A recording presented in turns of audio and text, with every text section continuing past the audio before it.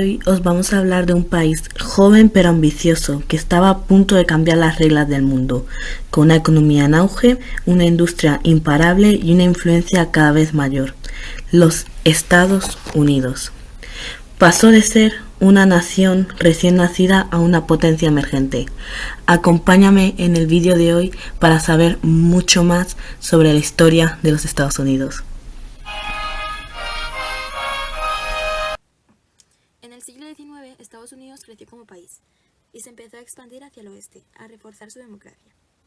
Por otro lado, la doctrina Monroe de 1823 fue una política de Estados Unidos que decía que América debía ser solo para los americanos y que Europa no debía meterse.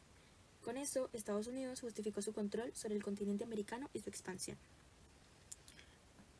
Luego, durante la presidencia de Andrew Jackson, que es quien está ahí en medio, Estados Unidos dio un paso importante hacia la democracia. Por ejemplo, todos los hombres, sin importar su clase social, podían votar. Además de eso, los partidos políticos cambiaron. Eso ayudó a que la gente tuviera más poder para elegir a sus líderes. Mientras tanto, los colonos querían expandir el país hacia el oeste, lo que fue conocido como la política del destino manifiesto. Esta idea decía que el destino de Estados Unidos era crecer hacia el oeste. Los colonos eran las personas que se mudaban al oeste. La gente se mudaba allí porque había tierra fértil para cultivar, grandes praderas para criar ganado. La construcción de ferrocarriles facilitaba viajar hacia el oeste.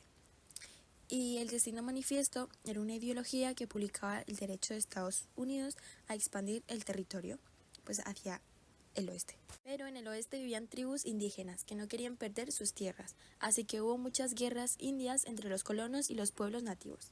Al final perdieron las tribus indígenas y fueron obligados a vivir en territorios especiales donde los controlaban. Los territorios especiales eran las reservas. Ahora os vamos a hablar sobre la Guerra de Secesión, que duró en 1701 hasta el 1714. La Guerra de Secesión estadounidense se debió a diferencias irreconciliables entre el norte industrializado, que se oponía a la esclavitud, y el sur agrícola, que dependía de ella. La expansión hacia el oeste y la elección de Lincoln como presidente abolista en 1860 fueron detonantes de la secesión. Ahora os explicaréis. ¿Qué significa la palabra secesión? Pues la palabra secesión significa la separación de una parte de un territorio o comunidad política para tomar una entidad independiente o autónoma. Se usa especialmente para referirse a la independencia de una región. La guerra duró 4 años y terminó con la victoria del norte y la abolición de la esclavitud.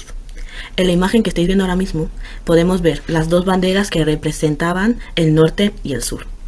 Y también podemos ver a dos personajes importantes en esa época, que son Andrew Jackson y Abraham Lincoln.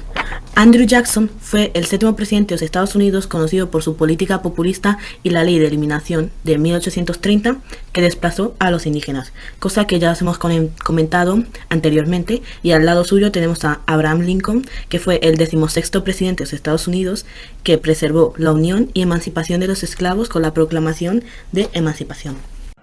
En la Guerra de Secesión se abolió la esclavitud en 1865, pero surgieron grupos racistas como el Ku Klux Klan, llamada la Triple K, que era una sociedad secreta que mediante la violencia impuso el odio a sus víctimas. El mapa que veis en la imagen se trata de un mapa de los Estados Unidos basado en los bandos de la Guerra de Secesión estadounidenses durante el 1861 a 1865. Se distingue entre estados de la Unión libre. Eran esclavos que no permitían la esclavitud y apoyaban el gobierno federal en Washington D.C. Estos estados representaban la mayoría industrializada y defendían la abolición de la esclavitud, que son los países que están en color azul. Estados de la Unión esclavista son los que son un color azul más clarito, que eran estados que permitían la esclavitud pero permanecieron leales a la Unión. Estos estados fueron clave estratégicamente para la victoria del norte. En color rojo, los estados confederados incluyen aquellos que se separaron de la Unión para formar los Estados Confederados de América, defendiendo la esclavitud y una economía basada en la agricultura. Su capital fue Richmond, Virginia. Territorios federales, de color amarillo, eran áreas no organizadas como estados bajo control federal. Representaban regiones en expansión hacia el oeste con disputas sobre el permitir la esclavitud. y los puntos estratégicos. Se señalan capitales como Washington DC y Montgomery, la primera capital confederada, y lugares como Fort Sumter, donde se inició la guerra. En este mapa refleja el contexto político y territorial que llevó a uno de los conflictos más importantes de la historia de los Estados Unidos, basado en tensiones por la esclavitud, el poder federal y la economía. En la reconstrucción del sur, tras la Guerra de Secesión, se integró al sur en la Unión, aunque la enmienda en 1870 dio el voto a los negros.